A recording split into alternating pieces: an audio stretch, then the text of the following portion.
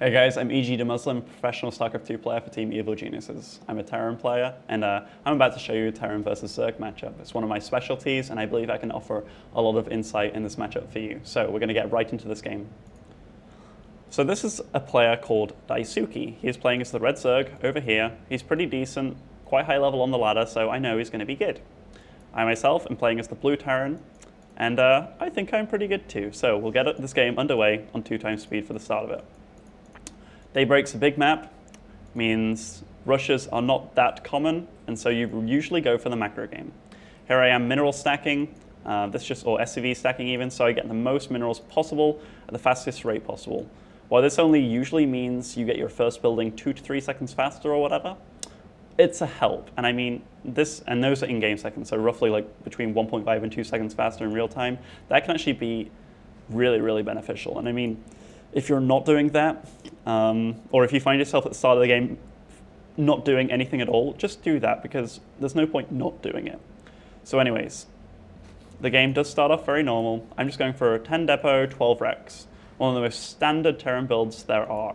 He's going for a 15 hatchery. One thing about Daybreak is, even though it's just a 2-player map, getting to your opponent's base, it's a long distance to it.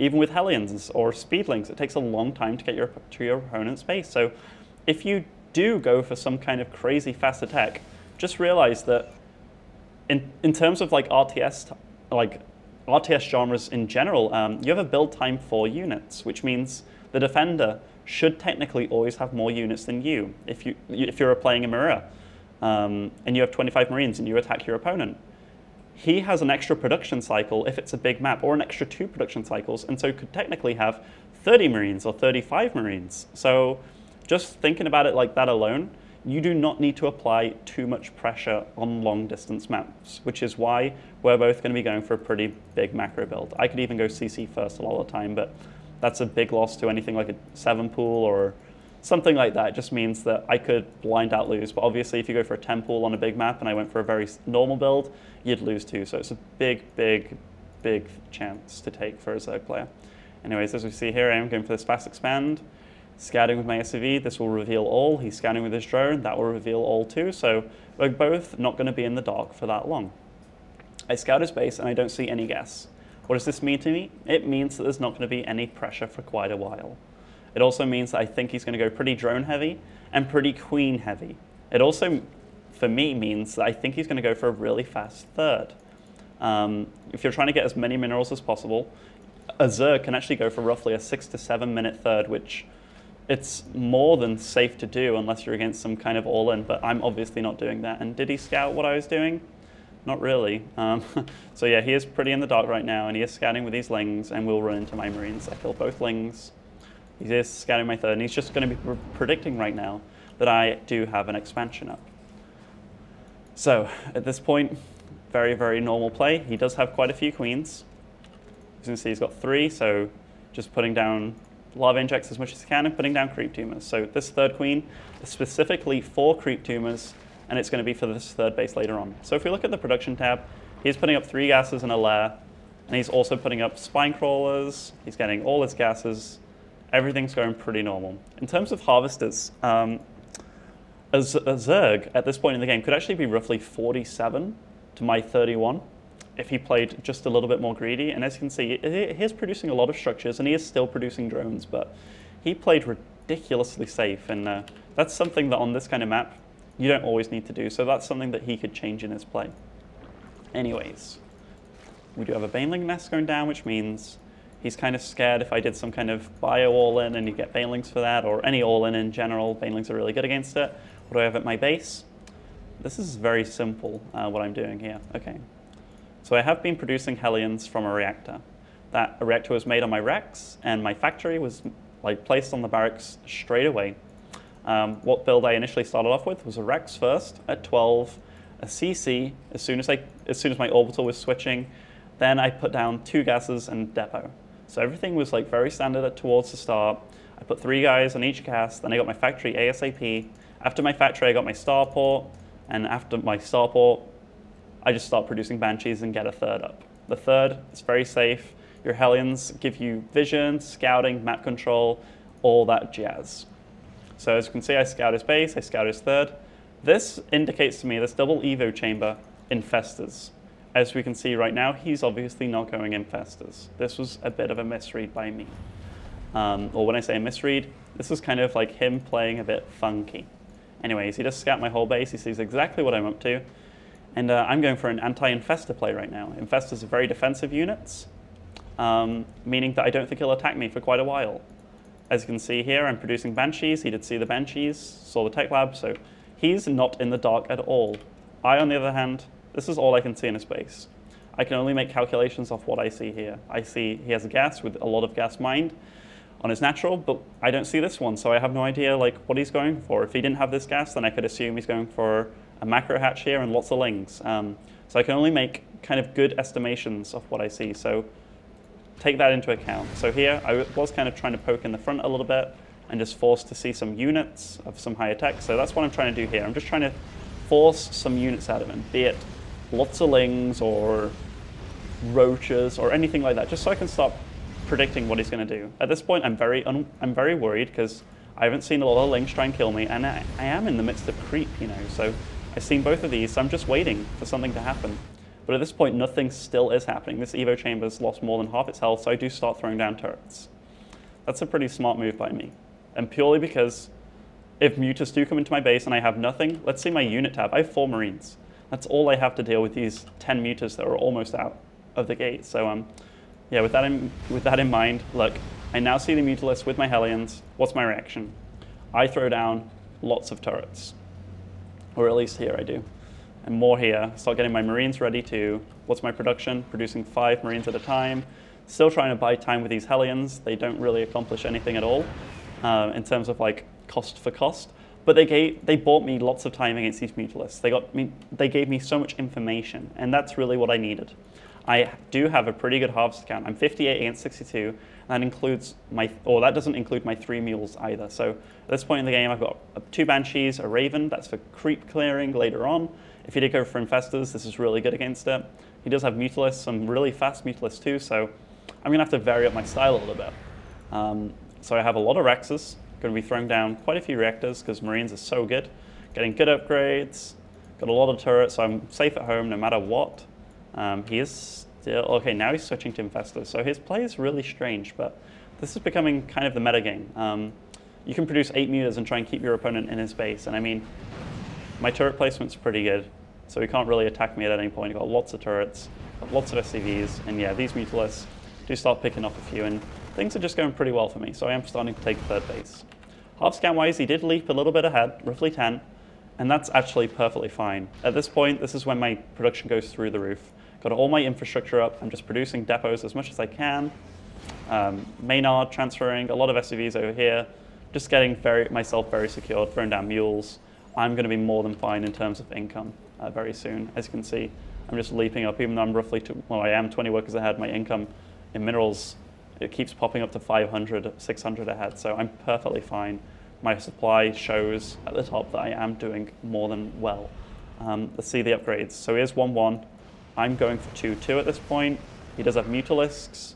He did try and kill my Raven. Didn't get it, and he lost quite a few units doing so. As you can see, my supply is not slowing down. I'm just producing like a madman right now.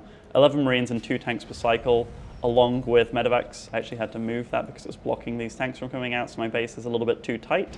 But either way, I do immediately go for this 4th base of his, or it's actually his 5th, attempted 5th. So he is expanding really fast. I'm scanning, just making sure there's nothing crazy going on. And here we have a little engagement. I just want to point out, if he doesn't have Bane, or he doesn't have Lings in his army and it's only Banelings, you can just stem and kill them faster than they hit you. My upgrades were decent on upgrades. In fact, we're very equal on upgrades. And at this point, I'm just going to split a little bit away from these Banelings, try and make this engagement as cost effective as possible. And it actually has been very cost effective for me. All I've lost is minerals. I lost a Raven too, but look at the resources lost.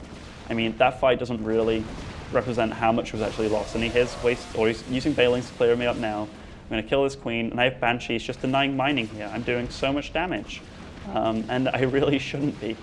But either way, I'm still producing a lot. He's going for Corruptors now. I've got Banshees in his base, and while they aren't going to do like a hell of a lot more damage, they're going to kill more drones and target queens. And this is good, because this means lava injects are going to be fewer. What do I have going at him? Another big army. How's he going to deal with this? I do kill another queen. I've got another Banshee in his line, and what does he have to do against this? He either has to fungal it or bring one of those Corruptors out that he just made. He does start bringing out Corruptors. What does this do for me? I saw that he did have Corruptors. I know I have to push pretty fast, and hopefully my reaction will be, yes, putting up starport. So again, just with little things like that, if you do lose units, just use what the game's giving you. Use what he's telling you. If he's made a Corruptor, what does that usually mean? It means he's going for Broodlords, because there's nothing else that Corruptors can kill. To kill Medivacs, please. He's making Broodlords for sure. So just using that Banshee, and even though it did die, I'm just using the information that you gave me, which is, that's what StarCraft 2 is about. It's about making accurate reads and just playing the game enough that eventually things become a pattern rather than just guesswork.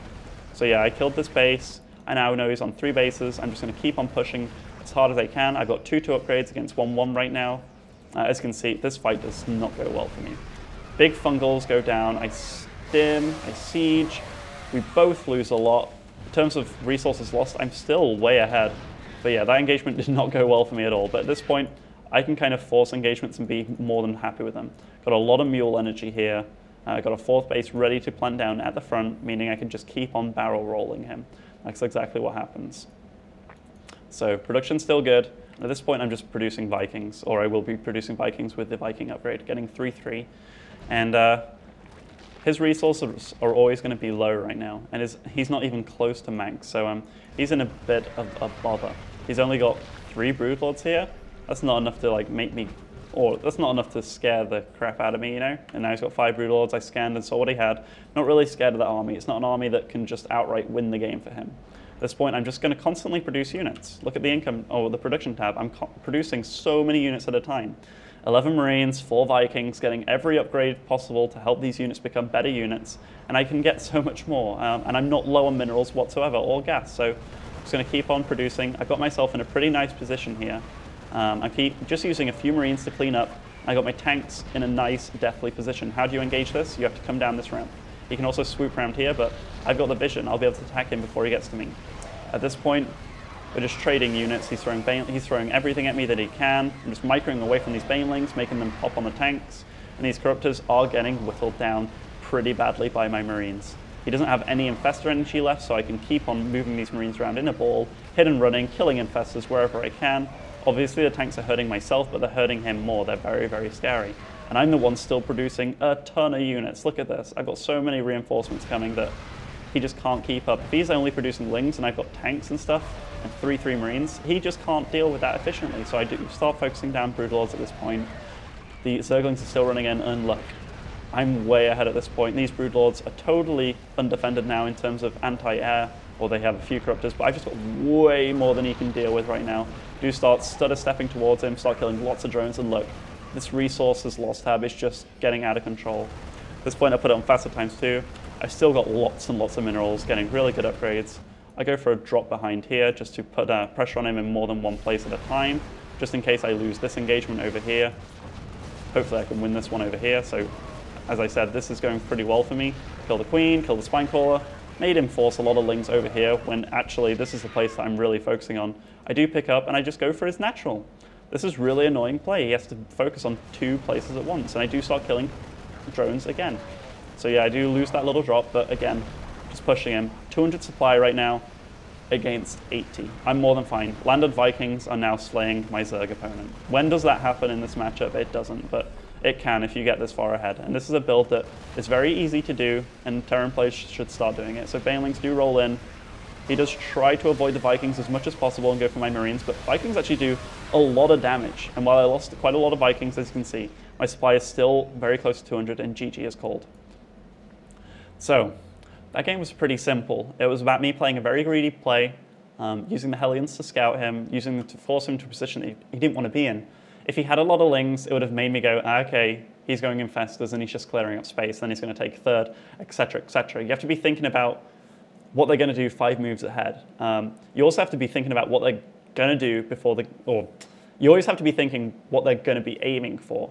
If you don't, if you're clueless, then things can surprise you and you won't be prepared. So I was preparing for one thing, I saw another, I prepared for it again, and I kept preparing for whatever I thought he was going to do. I anticipated what he was going to do pretty well. Obviously, the mutas were a bit of a surprise, but I still kind of was like, I'll build a turret in each base just so I'm not totally defenseless in case they pop out. I'm going to prod him with my Hellions and make something pop out, because he has to deal with these sooner or later. While they're not the biggest damager of buildings or units, or at least heavy units, yeah, he has to deal with them in one way or another. And the way that he dealt with them was getting mutas out. He revealed them. That allowed me to be prepared. No longer was it a surprise like he wanted it to be, and I could get a significant lead like that. So guys, thank you for watching. If you want to check out more stuff from us, go to evilgeniuses.net. You can see more of myself teaching you guys Terran, or you can check out Zerg play from Idra and Machine, or even Protoss play from In Control. Thank you.